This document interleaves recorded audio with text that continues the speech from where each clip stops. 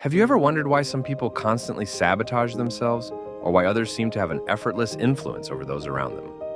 In today's video, we're diving into the laws of human nature by Robert Greene, a powerful guide that breaks down the hidden forces driving human behavior. This book offers practical strategies for understanding both ourselves and others, whether you're looking to overcome personal barriers or gain deeper insight into social dynamics. There's a lot to learn, so let's get started. Law 1. The Law of Irrationality. The emotional mind is like a storm-tossed ship that is constantly changing its course, while the rational mind is the steady hand on the wheel. You might believe you're fully in control, that you see the world clearly and make decisions based on logic. But the truth is, your emotions are more powerful than you realize. They shape how you react, distort how you see reality, and drive decisions that might not always be in your best interest. Have you ever wondered why it's so hard to think clearly when you're angry, stressed, or scared? It all comes down to how your brain is wired. Our brains are like an old machine with some new parts stuck on top. Here's how it works. At the core, you've got the reptilian brain. It is an ancient part of your mind that only cares about one thing: survival. It controls your basic automatic reactions like fear. Next up is the limbic system, the emotional brain. This is where your feelings come from: anger, pleasure, anxiety.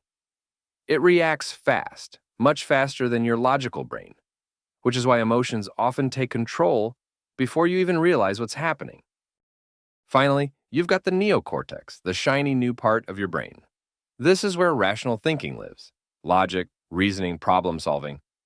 It's what makes us human, but here's the problem. It's slower than your emotional brain. By the time your neocortex starts weighing the options, your emotions have already made the call. This disconnect between your emotional brain and rational brain is why cognitive biases happen. Your feelings hijack the logical part of your mind, and boom, before you know it, you're stuck in confirmation bias, chasing only the information that makes you feel comfortable. Or maybe group bias kicks in, and you start thinking like the crowd, not yourself. But here's the good news. The more you understand how your brain works, the better you can catch these biases in action. To become truly rational, the first step is to recognize when your emotions are in control. Catch yourself in those moments where you react instead of thinking. Ask yourself, what's really driving your choices? Why do you scroll through social media for hours, even though you know it's wasting your time and keeping you from being productive? Once you've identified the emotion, trace it to its roots. Understanding why you feel a certain way is key to breaking the cycle of emotional reactivity. Then, slow things down. When you feel a surge of emotion, whether it's frustration, fear, or temptation, step back. Take a moment to breathe. This pause allows your rational mind to catch up and guide you toward a more thoughtful decision. By becoming aware of your emotions, understanding their triggers, and creating space before you act, you can bring balance between your emotional and rational selves and make decisions that move you forward. Law 2. The Law of Narcissism. When you are constantly looking for validation from others, you're on a path that will never end and that will eventually lead to self-destructive behaviors. Ever find yourself scrolling through social media, silently comparing your life to others, or feeling frustrated when you're not the center of attention? That's a sign. Like it or not, we all have narcissistic tendencies. The question isn't whether you're a narcissist, but how deep into the spectrum you fall. On one end, we have the deep narcissist. They are completely absorbed in themselves, seeking attention and validation as a way to mask insecurity. These individuals often struggle with rage, insecurity, and a need for constant praise. On the other end, we find the healthy narcissist. These people still enjoy attention, but they can focus on others. The goal isn't to rid yourself of all self-focus, that's impossible, but to shift toward healthy narcissism, where you balance self-care with empathy for others. So, how to shift from narcissism to empathy? First, you need to recognize narcissism in yourself. To do so, ask yourself, do I tend to dominate conversations or get frustrated when things aren't about me? Do I often feel the need to prove myself or react strongly to criticism?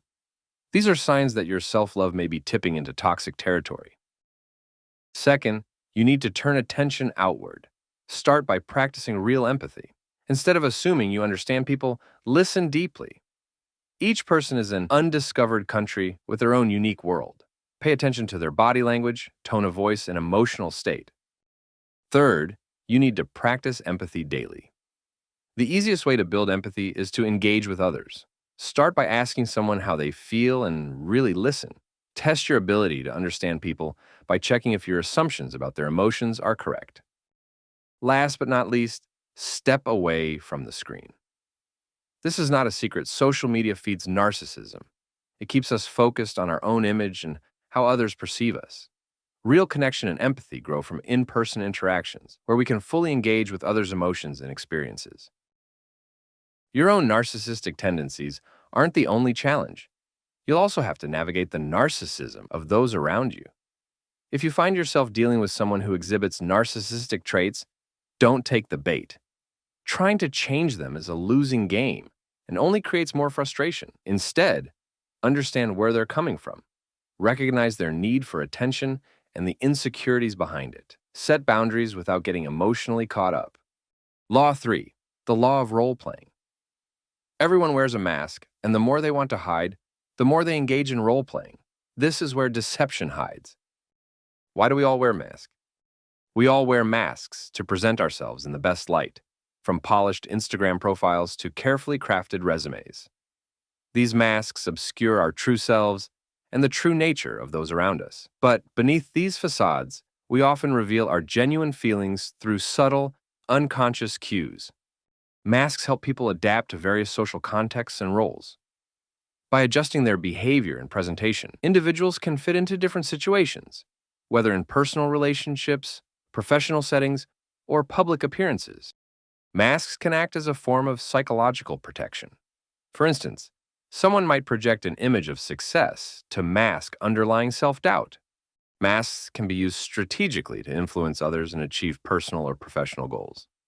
Wearing masks helps individuals conform to social norms and expectations. Now that we understand the role of masks, we must learn to see through the masks of others. First, you can observe nonverbal cues such as body language. Look for incongruences between verbal statements and body language.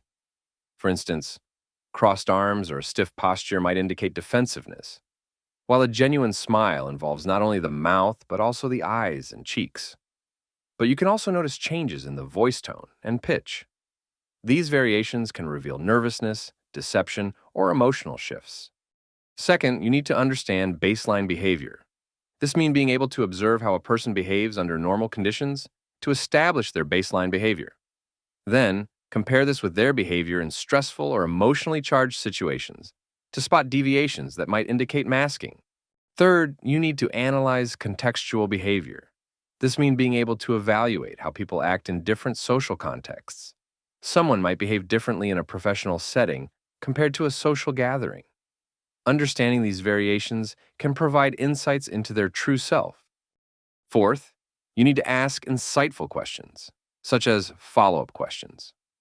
When someone gives a vague or overly polished answer, ask follow-up questions to probe deeper. Inconsistencies or evasive responses can be clues to their true feelings or intentions. Fifth, practice empathetic observation, such as empathetic engagement. Develop a genuine interest in understanding others' perspectives. By empathizing with their experiences and emotions, you can better read between the lines of their behavior. Sixth, stay mindful of your own masks. Be aware of how you might be projecting your own masks. Understanding your own tendencies can improve your ability to recognize similar patterns in others. By applying these strategies, you can improve your ability to see through the masks people wear and gain a clearer understanding of their true selves. Finally, manage your own presentation.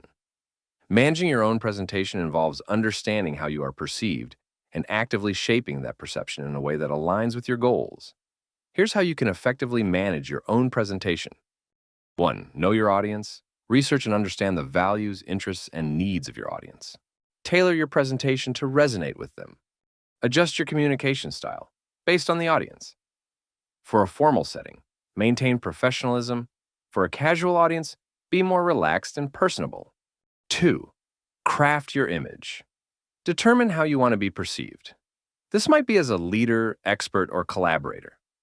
Align your behavior, dress, and language with this image. Ensure your appearance and actions consistently reflect the image you wish to project. This includes your attire, mannerisms, and even online presence. Third, master nonverbal communication. Use open and confident body language. Maintain good posture, make eye contact, and use gestures to emphasize key points. Ensure your facial expressions align with your message. A genuine smile or appropriate expression can enhance your credibility and engagement. Adjust your voice tone and speaking pace to suit the context and message. A varied tone can keep the audience engaged, while a measured pace can convey authority. 4. Prepare and practice. Familiarity with your content and delivery will reduce anxiety and improve performance. Present to a trusted friend or colleague and ask for constructive feedback. 5. Be authentic. Incorporate relevant personal anecdotes or experiences to connect with your audience on a deeper level. 6. Manage your emotional state. Be aware of how your emotions affect your presentation. If you're feeling nervous or frustrated, take a moment to regain composure. 7. Adapt to situations. Be prepared to adjust your presentation based on audience reactions or unforeseen circumstances. 8. Evaluate and improve. Apply lessons learned to future presentations. Strive for ongoing improvement in how you present yourself and communicate your message. By managing your presentation effectively, you can shape how others perceive you, communicate your message more clearly, and achieve your objectives with greater success. Law 4. The law of compulsive behavior. The most significant indicator of people's character comes through their actions over time. Your character is shaped early in life, molded by your childhood experiences and daily habits. While you might believe you can reinvent yourself, the truth is, your core character remains largely fixed. However, this doesn't mean you're powerless. Understanding your character can help you work with it rather than against it. So, instead of trying to fight against your nature, use it to your advantage. If you have a natural tendency to seek approval, for example, you might struggle in roles requiring assertiveness, like managing a team or making hard decisions. However, this same trait might make you excel in customer service or roles where diplomacy and people-pleasing are valued. People reveal their character not through grand statements, but through repeated actions. Over time, patterns emerge, and those patterns expose their true nature. For instance, someone who constantly avoids responsibility shows a weak character, whereas those who remain persistent in the face of setbacks demonstrate strength. Look for these patterns in both yourself and others, as they are the clearest indicators of a person's reliability and resilience. Law 5. The law of covetousness. The desire for what others have is a source of tremendous suffering and inner turmoil. Covetousness blinds us to what we have and what we can achieve. How desire works. Human nature is driven by the longing for what we do not have. We're hardwired to chase after things that are out of reach, be it a coveted object, a person's affection, or even an ideal lifestyle. The more something is forbidden or elusive, the more powerful the desire becomes. Greene teaches that understanding and leveraging this human trait can greatly enhance your influence over others. However, it's not about playing manipulative games, but rather understanding that human psychology craves the unknown. Greene offers practical strategies for doing just that, amplifying desire without forcing it. Create mystery and intrigue. Don't reveal everything about yourself at once. Keep certain thoughts, opinions, or feelings hidden. We are drawn to things that are scarce or difficult to obtain, and this applies to people just as much as it does to objects or opportunities. Being too available, too familiar, or too transparent diminishes your allure. For example, instead of constantly texting a potential romantic partner, take a step back occasionally. Let them wonder what you're up to, and that uncertainty will work in your favor. Create rivalries of desire. Make it seem like others really want what you have. When people see that others are interested, they'll feel a stronger urge to want it too. This boosts your value without you needing to promote yourself directly. Use induction. People are drawn to what feels exclusive or edgy. For example, if you're launching a new product, hint at a unique feature that's not yet available to the public, creating buzz and intrigue. Focus on what you truly desire. While you learn to stir desire in others, it's equally important to avoid being a victim of your own cravings. This is where self-awareness becomes crucial. Instead of chasing every new object or opportunity that others covet, take the time to figure out what you truly want. What fulfills you beyond what society, friends, or family suggest? Greene advises introspection to avoid the trap of endlessly coveting what others have, as this only leads to dissatisfaction. Law 6, the law of short-sightedness. Focusing on immediate gratification blinds us to the consequences of our actions, leading to inevitable regret and failure. Imagine life as a game of chess. The beginner only sees the immediate moves in front of them, reacting to their opponent's actions without any thought for what comes next. They sacrifice their pieces quickly, losing the game before they realize what's happened. But a master player sees the entire board, thinking several moves ahead, anticipating their opponent's strategy, and understanding how each piece's position can affect the outcome. The problem is that we are biologically wired to respond to immediate stimuli. What we see, hear, and feel right now often dominates our decision-making. This narrow focus makes us vulnerable to impulsive choices and short-term thinking. In life, like in chess, those who can step back and see the bigger picture rather than getting caught in short-term reactions are the ones who achieve lasting success. To avoid being checkmated by your own impulses, you need to play the long game, considering how today's decisions shape your future.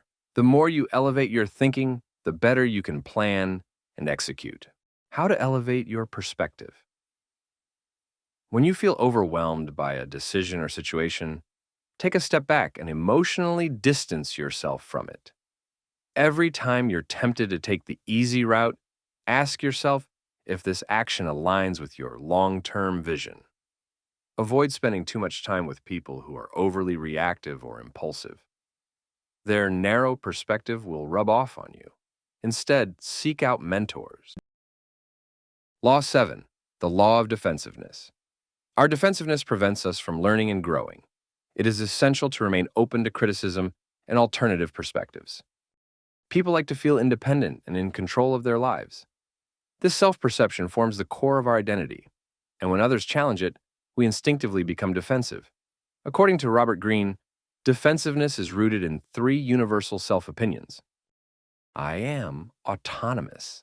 Everyone wants to believe they act of their own free will. Even if we're influenced by others, we tend to convince ourselves that we made the decision independently. If someone tries to overtly control us, our instinct is to push back. I am intelligent.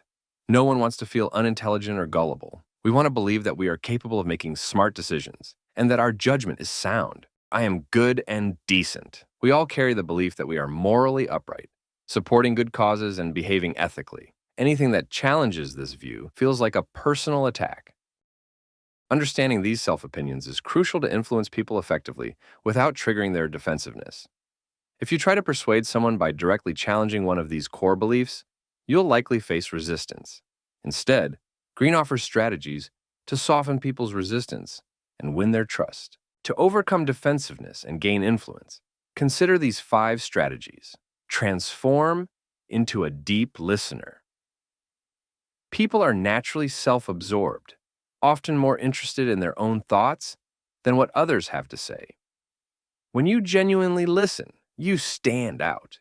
Treat each conversation as an opportunity to discover something new about the person in front of you. Infect people with the right mood. People are highly susceptible to the emotions of those around them. If you project calmness, warmth, and confidence, others will reflect that mood back to you. If you radiate stress or aggression, they will mirror those feelings as well. Confirm their self-opinion. People love to have their self-image affirmed. Instead of contradicting or challenging them, appeal to their sense of autonomy, intelligence, and goodness. Allay their insecurities. Insecurities are powerful motivators, and once you've identified them, you can subtly address them without making the person feel exposed. Compliments or gentle affirmations related to their insecurities can disarm them and make them more receptive. Example: if you sense that a coworker is insecure about their public speaking skills, don't highlight their weaknesses. Instead, praise their ability to articulate complex ideas clearly in private settings. This subtle boost can make them more confident about stepping up in a group setting. Use their resistance and stubbornness. When people are resistant, it's often because they fear being controlled or dislike change. Greene suggests using reverse psychology by subtly pushing them in the opposite direction. Example: if someone is reluctant to try a new method at work, say, "Of course, you're free to stick with the old system if that's what you're comfortable with. I just thought you might want to try something different," but no pressure. Often, this indirect approach can pique their curiosity and make them more open to change.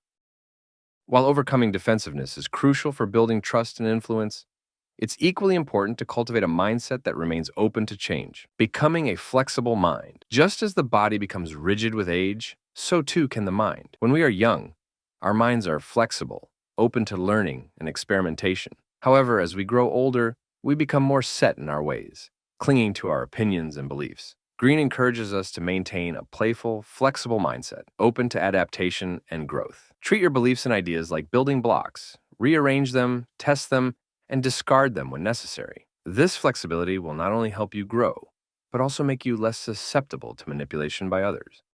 Law 8. The law of self-sabotage. We often sabotage our own success through our fears and internal conflicts. Recognizing and addressing these self-destructive patterns is key to achieving our goals. The biggest obstacles we face aren't external, but rather internal. Your attitude has a powerful impact on your life as it shapes your reality, influence your decisions, and the outcomes that follow. There are two general categories of attitude: negative and positive. Negative mindset is rooted in fear.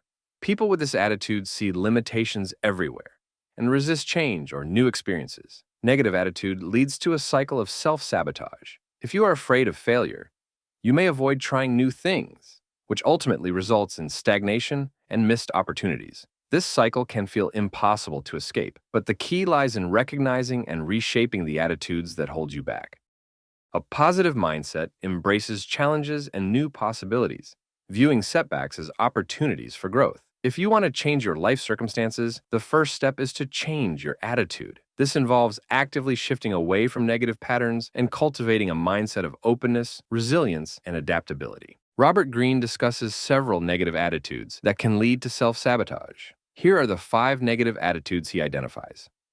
Hostile attitude. People with a hostile attitude perceive the world as threatening, which can provoke defensiveness and conflict. For example, if you believe others are out to get you, you might respond with hostility, which can in turn make others wary or defensive toward you. Anxious attitude. This attitude stems from a fear of losing control. Anxious people are micromanagers and perfectionists, trying to maintain control over every little detail to stave off uncertainty. Avoidant attitude. People with an avoidant attitude often doubt their own competence. Afraid of failure, they avoid responsibility and challenges, which ultimately reinforces their insecurities. They might shy away from new opportunities, believing they're not up to the task. This creates a cycle where they avoid growth, leading to stagnation. Depressive attitude. A depressive attitude is rooted in feelings of unworthiness. People with this mindset believe they don't deserve success or happiness, and they often sabotage their own progress. They might push away people who try to help them or criticize themselves to the point of inaction. Resentful attitude. Those with a resentful attitude carry grudges and see the success of others as a sign of injustice. Instead of working on improving their own situation, they focus on the perceived wrongs done to them. While negative attitudes can trap us in cycles of self-sabotage, there is a way out. By shifting toward a positive and expansive attitude, we can open ourselves up to new opportunities, personal growth, and a more fulfilling life. Sometimes a significant life event can force you to change your attitude in an instant. However, the antidote to self-sabotage is adopting a positive mindset. In most cases, the shift happens gradually through conscious effort. One powerful way to do this is through consistent positive actions, even when you don't feel like it. Small, deliberate steps, like going for a walk or pursuing a hobby, can have a cumulative effect over time. The more often you practice positive behaviors, the more they reshape your attitude. Law 9. The law of repression. Repressed emotions and thoughts create internal turmoil and manifest in destructive behaviors. Integrating these aspects of ourselves is crucial for mental health. We all possess a dark side, the hidden, often unsettling aspects of our personality that we conceal from the world to fit in or maintain a positive self-image. Understanding and confronting our dark side is crucial to not allowing them to sabotage our behavior unconsciously. Here, 6 signs of the shadow side. Contradictory behavior. This is when someone advocates for a particular value or moral publicly, like honesty, but privately engages in behaviors that contradict this value. For example, a politician who preaches transparency while secretly taking bribes. Emotional outbursts. Someone who, despite their calm exterior, erupts in anger over minor provocations. These outbursts can be a sign of suppressed emotions bubbling to the surface, exposing the hidden aspects of their personality. Vehement denial. People often condemn behaviors in others that they unconsciously struggle with themselves. For instance, someone who publicly rails against addiction may secretly battle their own addictive tendencies. This denial is a way of hiding their personal struggles by projecting them outward. Over-idealization. Those who champion high moral or ethical standards can sometimes become corrupt when given power.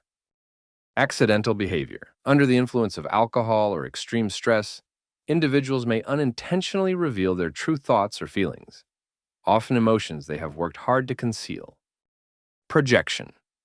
This occurs when someone accuses others of the very traits they possess, but are unwilling to acknowledge in themselves.